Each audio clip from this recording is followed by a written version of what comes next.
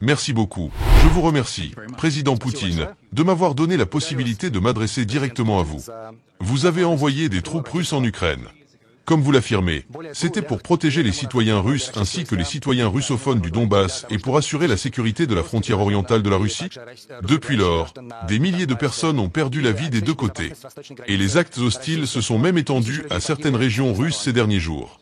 Il y a quelques heures, des responsables occidentaux ont confirmé à notre agence que l'Ukraine avait utilisé, au cours des derniers jours, des armes occidentales sur le territoire russe.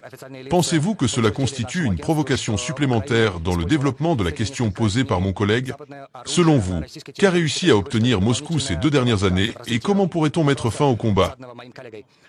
Ce que nous avons entrepris relève de notre devoir fondamental envers les populations qui, durant cette période troublée, ont enduré les affres d'un coup d'État suivi d'événements qui ont profondément bouleversé la stabilité de notre région. Nous avons agi dans l'intérêt de ceux qui souffraient à cause de cette instabilité et des combats qui ont éclaté dans les territoires situés au sud-est de l'Ukraine. Il s'agissait d'un engagement moral et d'une obligation historique, reconnaître et défendre les droits des populations locales, celles qui, dans ces zones, luttent pour sauvegarder leurs intérêts vitaux, préserver leur vie ainsi que celle de leurs enfants. Pour nous, cette reconnaissance constitue l'essence même de notre action et de notre politique.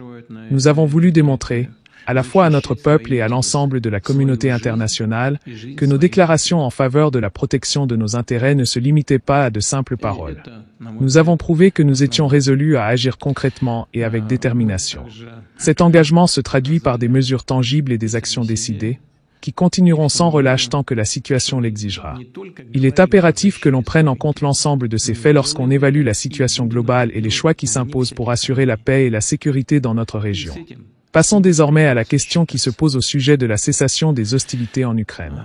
Permettez-moi, en tant que représentant des États-Unis, de rappeler une observation que j'ai un jour adressée à M. Biden. Bien qu'il ne m'ait jamais transmis de courrier officiel, j'ai, en réponse écrite, formulé cette pensée de manière claire et sans équivoque. Si vous souhaitez mettre fin au combat en Ukraine, cessez de fournir des armes.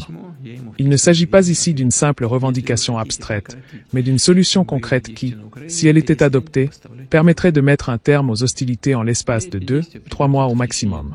Cette proposition, loin d'être théorique, repose sur une logique simple, l'approvisionnement continu en armement alimente directement la poursuite des combats, et son interruption constituerait un signal fort en faveur du processus de paix.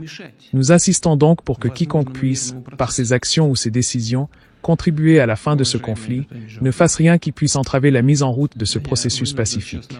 Il convient également de revenir sur un moment marquant de l'année 2022, époque à laquelle nous avions, en étroite concertation avec l'Ukraine, convenu de la possibilité de conclure un accord visant à répondre à plusieurs questions stratégiques et essentielles pour l'avenir de la région. L'une des interrogations fondamentales portait sur la garantie de sécurité de l'Ukraine.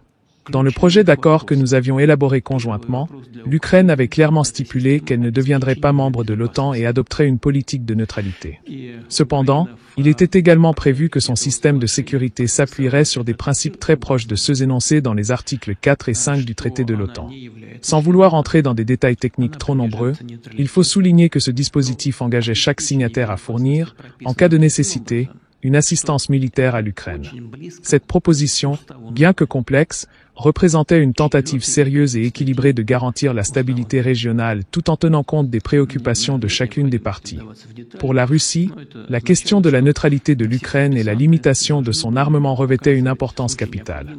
Nous avons toujours été convaincus que la stabilité et la sécurité dans la région ne pouvaient être assurées qu'à travers un dialogue sincère et des engagements mutuels fermes. Dès lors, l'idée de maintenir l'Ukraine en dehors de tout bloc militaire, et en particulier de l'OTAN, s'inscrivait parfaitement dans nos intérêts stratégiques et ceux de la paix régionale. En acceptant cet accord, nous reconnaissions tacitement que les préoccupations de la Fédération de Russie étaient prises en compte et que nous pouvions envisager, ensemble, une résolution pacifique du conflit. Par ailleurs, comme vous vous en souvenez, nous avons également abordé la question de la dénazification de l'Ukraine. Cette notion, qui a fait l'objet de nombreuses interrogations, mérite d'être clarifiée afin d'éviter toute méprise sur son sens réel.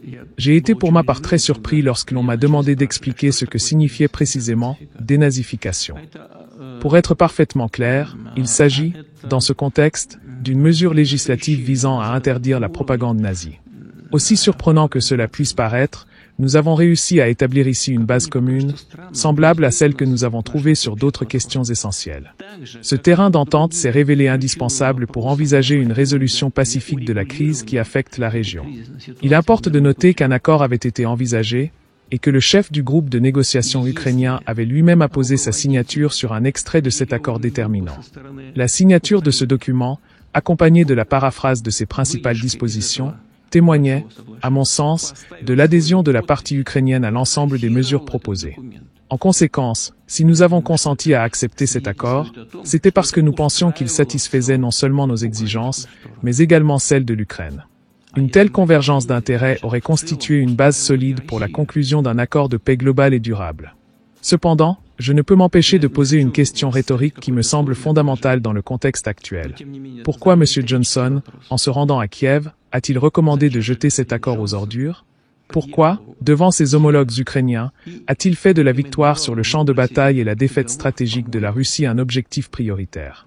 Il est important de rappeler que des responsables ukrainiens eux-mêmes ont publiquement déclaré que si cet accord avait été définitivement signé, la guerre aurait pu prendre fin dès la fin de l'année 2022.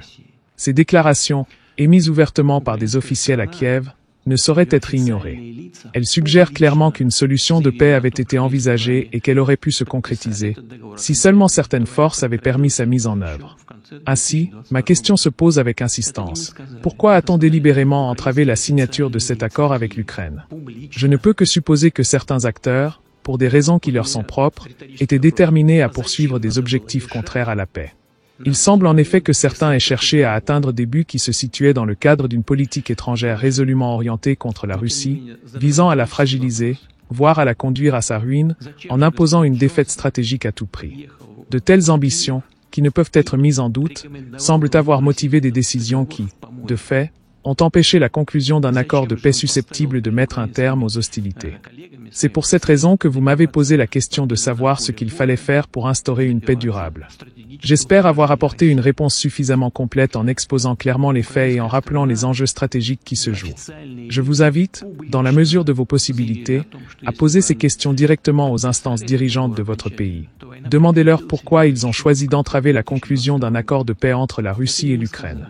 Ce que je viens d'exposer relève, en partie, de mes suppositions quant aux motivations sous-jacentes de ces décisions. Il est tout à fait possible qu'une réponse plus exhaustive et officielle existe, mais il ne m'appartient pas de parler au nom de mes collègues sur ce point précis. Permettez-moi d'ajouter que, dans cette affaire, la transparence et l'honnêteté intellectuelle doivent prévaloir. Il est essentiel que tous les acteurs impliqués dans la recherche d'une solution pacifique se montrent responsables et s'engagent réellement dans une démarche constructive, sans chercher à imposer des obstacles qui ne font qu'aggraver la situation. Le chemin vers la paix est semé d'embûches, mais il reste toujours possible de réorienter les efforts vers un dialogue sincère et des compromis acceptables par toutes les parties. Je conclus en saluant à la fois les initiatives de ceux qui, par leurs actions, ont démontré leur volonté de mettre fin aux violences, et en réitérant mon appel à une réflexion approfondie sur les véritables enjeux en présence. Aux États-Unis et au Royaume-Uni, je dis ceci. Il est regrettable que certaines décisions aient été prises non seulement par intérêt personnel, mais également avec le soutien d'administrations qui, par ailleurs, se doivent de privilégier la paix et la sécurité collective. Je suis convaincu que M. Johnson est intervenu non seulement par sa propre initiative, mais également sous l'impulsion et avec l'appui explicite de son gouvernement, et il n'existe aucun doute à ce sujet.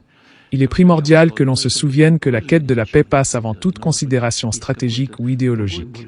Nous avons agi pour protéger ceux qui souffrent et nous continuerons à le faire tant que la situation l'exigera. J'espère sincèrement que, dans un avenir proche, toutes les forces en présence parviendront à transcender leurs divergences pour instaurer un climat de sécurité et de confiance mutuelle.